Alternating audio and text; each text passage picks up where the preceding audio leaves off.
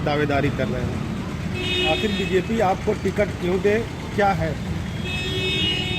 देखिए, मैंने चायल से दावेदारी किया है।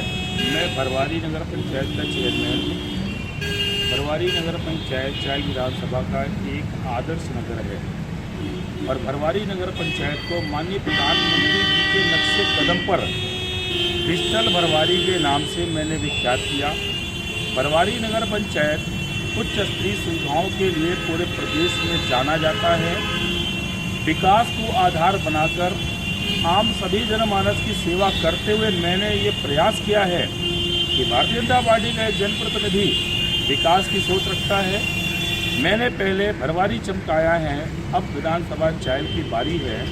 मैं चायल से टिकट इसलिए मांग रहा हूँ, विगत 15 वर्षों से जिस तरीके से चायल विधानसभा को डमी विधायक के रूप में जनप्रतिनिधि मिले हैं, चायल का विकास से कोसों दूर है। इसलिए चायल के विकास के लिए मैंने अब चायल को अपना विकास क्षेत्र चुनने का फैसला लिया है। कि यहाँ पे बीजेपी से और लोग भी दावेदार कर रहे हैं। घनश्याम दास हैं, सुभाष केसरवानी है। घनश्याम दास का कहना है कि संजय गुप्ता ये कह रहे हैं कि केशव प्रसाद मौर्य से उनका संबंध है, इस वजह से उनको टिकट मिलेगा। तो संबंधों से टिकट नहीं मिलता, क्या है सच्चाई? केशव प्रसाद मौर्य जी अभी कुछ दिन पहले प्रदेश अध्यक्ष बने हैं। उसके पहले 2012 में जब मैं नगर पंचायत का चुनाव लड़ा था, उस समय पार्टी की कोई लहर नहीं थी। उस समय मैंने भरवारी नगर में कमल का फूल खिलाया था। ये कहना गलत है कि मैं केशव प्रसाद जी की वजह से मैं राजनीति में हूँ। मेरी राजनीति का आधार कोई नेता नहीं है, मेरी राजनीति का आधार पार्टी है। मैं पार्टी के रीति नीति से प्रभावित होकर मैं कार्य करता हूँ। और हमारे केशव प्रसाद जी हमारे प्रदेश के नेता है, हमारे माननीय अमित शाह जी हमारे राष्ट्रीय अध्यक्ष हैं। मैं पूरे भारतीय जनता पार्टी परिवार के सभी के आशीर्वाद से मैं कार्य कर रहा हूँ।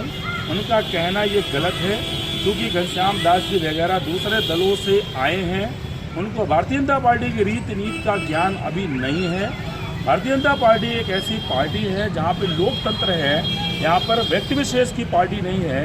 ये लोकतांत्रिक पार्टी है, यहाँ पर सभी लोग नेता हैं। और लोगों का भी ऐसा कहना है कि संजय गुप्ता जी गुप्ता हैं जात से, तो चायल विधानसभा में गुप्ता कमी है। तो अगर टिकट आपको मिलता है तो कहीं ना कहीं हार का देखना का वो मिल रहा है। देखिए मित्रों, मैं आपको बताना चाहूँगा, ऐसा स्टेटमेंट देने वाले लोगों को मैं क्या उस पर मैं टिप्पणी करूँ। भारतीय जनता पार्टी जातिवाद की राजनीति करने वाली पार्टी नहीं है। भारतीय जनता पार्टी में चाय बेचने वाला देश का प्रधानमंत्री बनता है। भारतीय जनता पार्टी में अखबार बेचने वाला व्यक्ति प्रदेश अध्यक्ष बनता है। भारतीय जनता पार्टी में जाति की कोई इस तरीके की गणना नहीं होती है। हम काम के आधार पर टिकट मांग रहे हैं।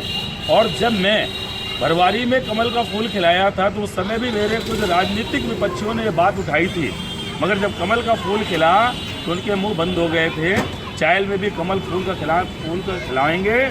और जो लोग इस टाइप से बात करते हैं, मैं उन्हें यही संदेश देना चाहता हूँ, भारतीय जनता पार्टी जाति की राजनीति नहीं करती। भारतीय जनता पार्टी एक राष्ट्रवादी पार्टी है। अगर सुभाष केसरवानी की बात की जाए, सुभाष केसरवानी को अभी तक कोई नहीं जानता था कि बीजेपी के वो हैं। ये अब बीजेपी से दावेदारी कर रहे हैं। बीजेपी से अभी तक कहाँ थे ये और क्या कहेंगे? देखिए, मैं किसी पे व्यक्तिगत कोई टिप्पणी नहीं करना चाहता। भारतीय जनता पार्टी में सबका स्वागत है। जो भी लोग भारतीय जनता पार्टी की सदस्यता लेकर पार्टी के साथ जुड़ना चाहते हैं, हम उनका भी सम्मान करते हैं। रही बात टिकट मांगने की बात, लोकतंत्र है, हमारी पार्टी में टिकट मांगने का अधिकार सबको है। ये पार्टी फोरम को तय करना है कि चायल के लिए उपयुक्त प्रत्याशी कौन होगा, किसके माध्यम से जीत हासिल की जा सकती है, जनता किसे पसंद करती है, लोकप्रिय चेहरा कौन है, किसका अतीत क्या था, वर्तमान क्या है, उसी के आधार पर भविष्य कैसा होगा, ये पार्टी को तय करना है। ऐसा कहा जाए कि संजय गुप्ता ही एक लास्ट ऑप्शन है बीजेपी के लिए चायल का? देखिए, मैं ऐसा नहीं कहूँगा। मैं ये कहूँगा कि मैंने अपनी दावेदारी किया है। मैं पार्टी की सेवा विगत 22 वर्षों से कर रहा हूँ। मैंने कभी भी किसी दूसरे राजनीतिक दल की तरफ मैंने नहीं देखा। मैं छात्र जीवन से भारतीय जनता पार्टी के लिए काम कर रहा हूँ।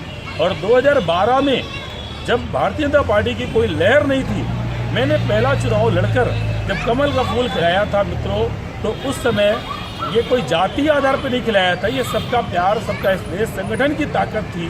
मैंने पहले ही बताया, हम जातिवाद की राजनीति नहीं करते। अभी आपने एक जो बनाया है वो बोल दीजिए। आपकी अगर आपको टिकट मिल जाता है तो क्या आपका मुख्य रहेगा, उद्देश्य क्या रहेगा, और विधायक होने के बाद, या फिर क्या आपकी मेन चायल विधानसभा में रहेगा? देखिए, चायल विधानसभा मैंने बताया ना, विकास के दृष्टिकोण से बहुत पीछे है। पहले चमकाया भरवारी, अब विधानसभा चायल की बारी, ये मेरा एक नारा है।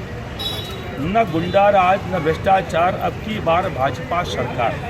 उत्तर प्रदेश के अंदर 2017 में भारतीय जनता पार्टी की सरकार बनना तय है। उस 2017 के चुनाव में जो विजय की माला होगी, उसमें एक फूल कमल का भारतीय जनता पार्टी के खाते में चायल से भी जाएगा।